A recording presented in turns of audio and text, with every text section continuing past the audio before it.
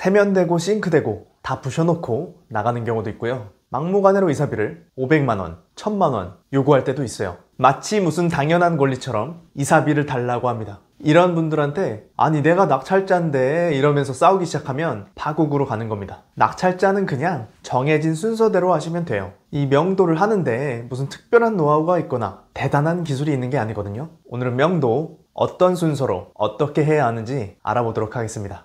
일단 명도에서 실패라고 하면 크게 두 가지 정도일 거예요. 이사비를 막 1000만원씩 달라고 하거나 나가긴 나갔는데 창문이든 싱크대든 뭔가 부셔놓고 나간 경우죠. 물론 이렇게 부셔놓고 나가도 받아낼 방법은 있습니다. 내용 증명을 보낼 때나 명도 합의서를 쓸 때 집 내부를 훼손할 경우에 민형사 조치를 할 예정이다 라는 항목을 넣어놓고 그 집 내부의 사진을 이사 전에 미리 확보해 놓으시면 돼요. 그러면 그걸 근거로 소송을 해서 이 수리비에 대한 지급 판결을 받으시면 됩니다. 그 다음 이 판결문을 가지고 압류를 걸고 재산조회해서 돈을 받으시면 돼요. 듣기만 해도 너무 피곤하죠? 처음 명도하는 것도 스트레스인데 언제 소송하고 압류하고 하고 있어요. 거기까지 가지 말고 적당한 선에서 잘 끝내는 게 100배 낫습니다. 명도의 핵심은 이 점유자를 적당히 만족시켜서 내보내는 겁니다.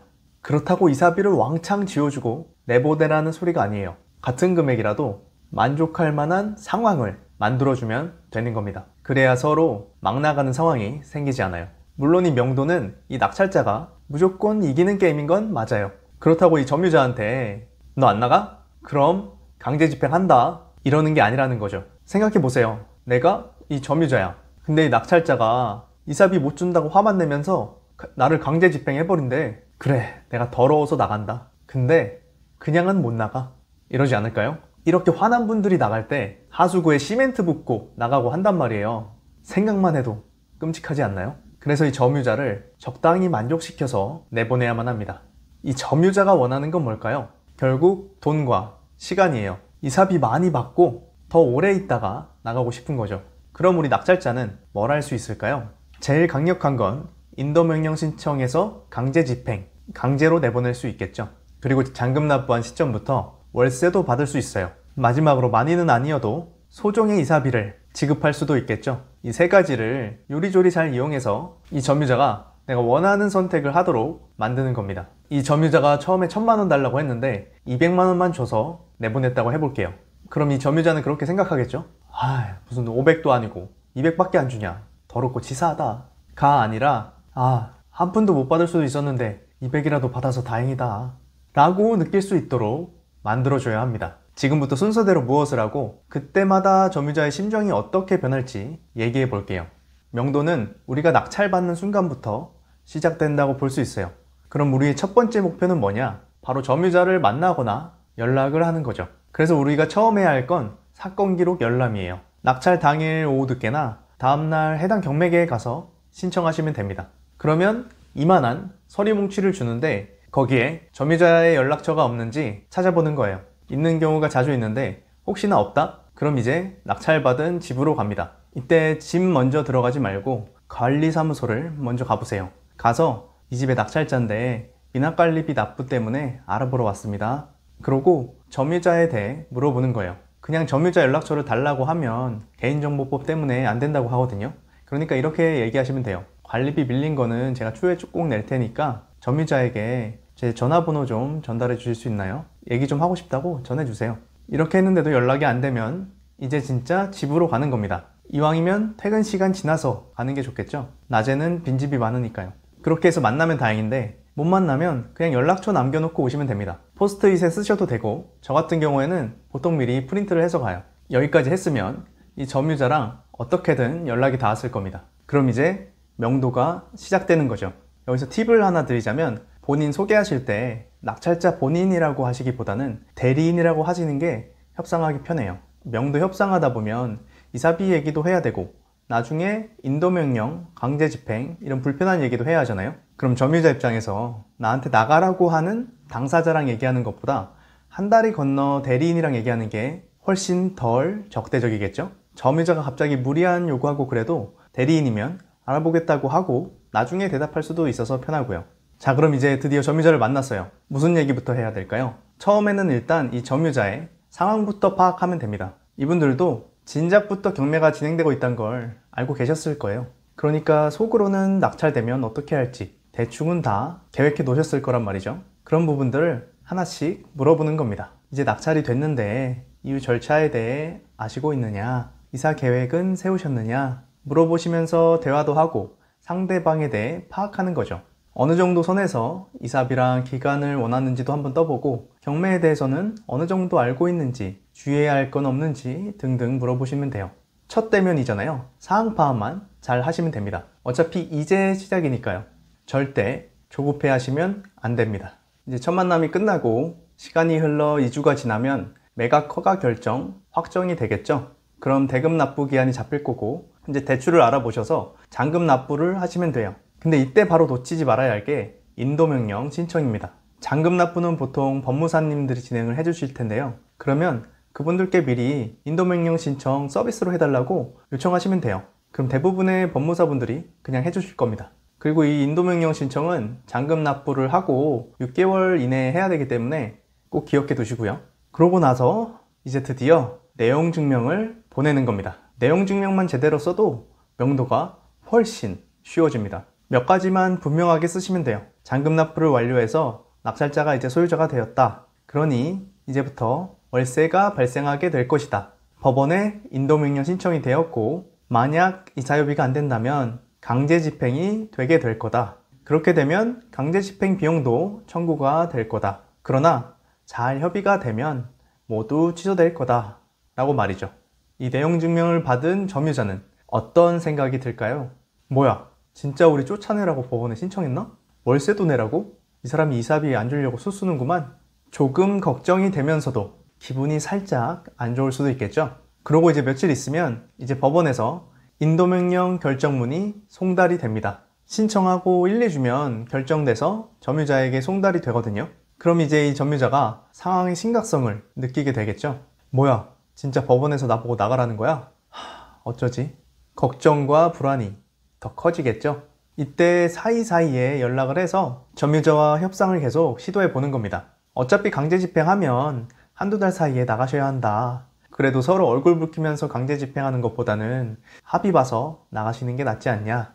강제 집행 비용 내는 대신 이사비 드린다고 생각하고 조금 챙겨 드릴 테니 합의 보자. 이렇게요. 그러면 이 점유자 입장에서는 고민이 되겠죠. 법원에서도 나가라고 하는 판에 그래도 이사비 좀 챙겨준다고 하니까요. 그런데 이때 일부러 법원에서 보내는 이 인도명령 결정문 송달을 피하는 점유자들이 있어요. 우리가 나중에 이 강제 집행을 신청하려면 점유자가 이 인도명령 결정문을 받았다는 송달 증명원을 제출해야 하거든요. 그걸 알고 송달을 피하는 거죠. 그러면 송달이 한두 달 지연될 수도 있어요. 처음에는 우체국을 통해서 등기로 일반 송달을 보냈는데 2번 넘게 안 받으면 폐문부재라고 법원 사이트에 뜨게 됩니다. 그럼 그 다음에 특별 송달을 신청할 수가 있어요. 이번엔 우체국이 아니라 법원 집행관이 직접 찾아가는 거죠. 평일 낮뿐만 아니라 야간이나 주말 송달도 돼요. 여기서부터는 법원마다 처리하는 방식이 조금 다른데 발송 송달 처리해주는 것도 있어요. 발송 송달이 뭐냐면 전에 이미 법원에서 보냈던 서류를 받았던 사람이 이번에 고의적으로 송달을 피하고 있다고 판단되면 그냥 우편으로 보내고 받았다고 치는 송달입니다. 흔치는 않아요. 발송 송달이 아니라면 보통은 특별 송달이 1번 또는 2번 실패하면 공시송달 처리를 요청을 할 수가 있거든요. 공시송달은 이제 당사자가 하도 안 받으니까 그냥 법원 게시판이나 사이트에 해당 정보를 공시해 놓고 2주가 지나면 그냥 당사자가 송달받은 걸로 처리하는 거예요. 여기까지 가면 생각보다 시간이 많이 걸리겠죠. 그러니까 송달이 빨리 되게 적극적으로 법원에 협조를 하셔야 됩니다. 특별 송달할 때도 넉넉히 기다리지 말고 점유자가 언제 집에 있는지 알아내서 집행관한테 알려주고요. 공시송달도 법원에 자꾸 전화해서 해달라고 요청을 계속해야 더 빨리 해줍니다. 내가 뛰어다닌 만큼 시간이 단축되는 거예요. 아무튼 이 인도명령 결정문까지 송달이 됐는데 협상이 안 된다. 그럼 이 2번째 내용 증명을 보냅니다. 협상이 안 되니 이제 진짜 강제 집행 신청합니다 하고요. 그러고서 이제 강제 집행 신청을 하는 거예요. 신청한다고 무조건 강제 집행하는 건 아니니까 너무 걱정하지 마시고요. 중간에 취소하실 수도 있어요. 이제 신청하고 나면 개곤날이 잡혀요. 개곤은 일종의 경고장인데요. 법원 집행관이 직접 해당 집에 가서 집 내부에 개고장을 붙이는 겁니다. 언제까지 집을 비워라. 그렇지 않으면 강제로 비워질 것이다 하고요. 이때 문이 잠겨 있으면 문도 강제 개문을 합니다. 점유자 입장에서는 실로 엄청난 압박이 되겠죠. 가족들도 있는데 법원 직원이 와서 집 비우라는 경고장을 집 안에 쥐고 간다고 생각해 보세요. 그래서 보통 2단계까지 오면 95% 이상 명도가 됩니다. 중간중간 협상 시도를 계속 잘 하셨다면요. 그런데 아직도 안 나가고 버틴다? 그럼 이제 진짜 강제 집행을 하게 되는 거죠. 요즘엔 인건비도 올라서 평당 15만 원 정도는 생각하셔야 합니다. 강제 집행일이 되면 우르르 오셔서 순식간에 짐을 싹 빼주실 겁니다. 그러고는 그 짐을 창고에 보관해야 되는데요. 물론 공짜는 아니고요. 컨테이너당 한 달에 20만 원 정도인데 3달치를 먼저 내야 돼요. 그래서 60만 원 정도를 미리 내야 합니다. 그리고 이걸 점유자가 찾아가면 다행인데 안 찾아가면 유체동산 경매를 신청해야 됩니다. 근데 당연히 이 잡동사니를 사가고 싶어 하는 사람은 없을 거잖아요. 그래서 보통 낙찰자가 셀프로 낙찰을 받아서 폐기물 처리까지 해야 끝나는 겁니다. 여기까지 든 강제 집행 비용을 이 점유자에게 청구할 수도 있긴 한데 받아내기 쉽진 않겠죠? 여기까지 실제로 갔다고 생각하면 벌써 머리가 지끈지끈합니다. 그러니까 여러분도 적당한 선에서 양보하시는 게 좋아요. 끝까지 가도 이기는 건 맞지만 굳이 힘들게 경매할 필요는 없잖아요. 그리고 배당을 다 받아가는 임차인분들도 조금이라도 이사비를 드리는 게 안전합니다. 이분들이 배당 받으려면 낙찰자의 명도 확인서가 있어야 되니까 이사비 안 줘도 명도할 수 있는 건 맞아요. 근데 사람 일이잖아요. 웃으면서 다만 얼마라도 이사비를 쥐어드리는 게 좋습니다. 나쁜 마음 먹고 뭐 하나 부숴놓고 나오면 돈도 돈인데 그게 다 일이고 스트레스잖아요. 아깝다고 생각하지 마시고요. 지금까지 보신 것처럼 이 명도란 이 점유자에게 자신의 위치를 이해시키는 과정입니다. 이 정해진 순서가 진행이 될수록 점유자는 자신이 나가야 한다는 걸 점점 깨닫게 되고 협상 결과가 점점 내가 원하는 쪽으로 가까워지는 거죠. 이 명도 처음부터 끝까지 알아보고 나니까 할만해 보이지 않나요? 처음이 제일 어렵지 그 다음부터는 쉬워질 테니까 너무 걱정하지 마세요. 이 명도도 그렇고 경매를 하다 보면 그런 생각이 자주 들어요. 결국 다 사람이 하는 일이구나. 물건 검색할 때는 어떤 걸 골라야 집을 팔 때 사람들이 좋아할까? 어떤 걸 골라야 내 경쟁자들이 입찰을 좀 덜할까? 임장을 가서도 이 부동산 사장님 입장에서 생각하며 대화하면 더 잘 풀리고요. 우리가 입찰을 할 때도 내 경쟁자들이 얼마를 쓸까를 고민하면서 정하면 낙찰에도 가까워집니다. 당연히 명도할 때도 이 점유자가 지금 원하는 건 뭘까? 어떤 심정으로 있을까? 계속 생각해야 하고요. 이 경매라는 것도 결국 계속 사람을 마주해야 되는 일인 거죠. 그러니까 계속 상대방에 대해 이해하려고 노력을 해야 돼요. 이 상대방을 이해할수록 내가 원하는 걸 얻기가 더 쉬워집니다. 경매뿐만이 아니죠. 가족도, 친구도, 직장도 상대방을 먼저 이해했을 때 항상 더 좋은 결과가 있잖아요. 뭘 하든 내가 원하는 것만 계속 얘기하면 점점 내가 원하는 걸 얻기가 힘들어져요. 저는 회사 다닐 때 항상 고객이나 내가 같이 일하는 사람들이 원하는 게 정확히 뭔지 생각을 했었던 기억이 나요. 그렇게 했을 때 결과가 항상 더 좋더라고요. 근데 이 경매할 때도 똑같더라고요. 내가 먼저 이해하려고 노력했을 때 더 좋은 결과, 더 좋은 수익으로 이어졌습니다. 여러분도 오늘 한번 지금 내 옆에 있는 사람이 원하는 건 뭘까? 하고 생각해 보세요.